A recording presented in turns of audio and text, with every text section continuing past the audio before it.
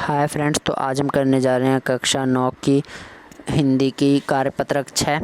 ठीक है, जिसमें हमें एक गद्यांश दिया गया है, उन्हें पढ़ के हमें कुछ प्रश्नों के उत्तर देने हैं। तो आइए इस गद्यांश को पढ़ते हैं। लोगों को ये कहते सुना जाता है कि 1 और 1 2 होते हैं, परंतु एक मुहावरा है 1 और 1 11। इस कथन का अभिप्राय है कि एकता में शक्ति होती है। जब दो व्यक्ति एक साथ मिलकर प्रयास करते हैं तो उनकी शक्ति कई गुनी हो जाती है। मनुष्य एक सामाजिक प्राणी है।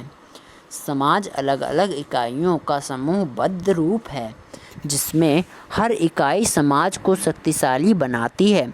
व्यष्टि रूप में एक व्यक्ति का कोई महत्व नहीं, परंतु समष्टि रूप में वह समाज की एक इकाई है। बाद में बचने के लिए जब एक आँखों से दिव्यांग और पैरों से दिव्यांग व्यक्ति में सहयोग हुआ तो आँखों से दिव्यांग को आँखें तथा पैरों से दिव्यांग को टांगें मिली और दोनों बच गए। एकता में बड़ी शक्ति है। जो समाज एकता के सूत्र में बंधा नहीं रहता, उसका पतन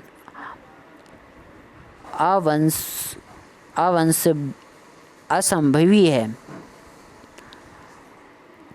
भारत की स्वतंत्रता इसी फूट का परिणाम थी। जब भारतवासियों ने मिलकर आज़ादी के लिए संघर्ष किया तो अंग्रेज़ों को यहाँ से भागना पड़ा। गणित में शून्य के प्रभाव से अंक 10 गुने हो जाते हैं। अतः समाज का हर व्यक्ति सामूहिक रूप से समाज की रीढ़ होता है। अब पहला प्रश्न है कि मुहावरे के अनुसार 1 और 1 11 क्यों होते हैं। तो इसका उत्तर ये रहा, आप नोट डाउन कर लीजिए। ठीक है, बढ़ते हैं अपने अगले क्वेश्चन की तरफ। गद्यांश में आए व्यष्टि शब्द का क्या आशय है।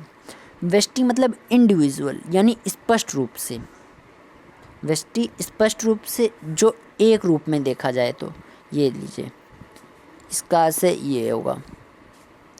अगला प्रश्न होगा, गणित में शून्य का क्या महत्व है।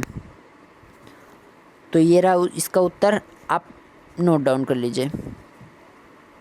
फिर उसके बाद चौथा है, समाज में यदि लोग मिलजुल कर ना रहें तो उसका क्या परिणाम हो सकता है, सोचकर लिखिए।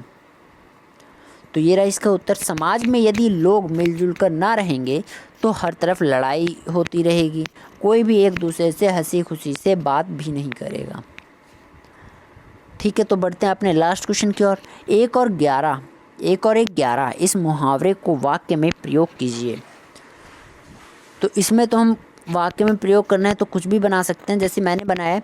अगर वे लोग मिलकर 1 और 1 11 हो गए तो हमको यह देश छोड़कर जाना पड़ेगा।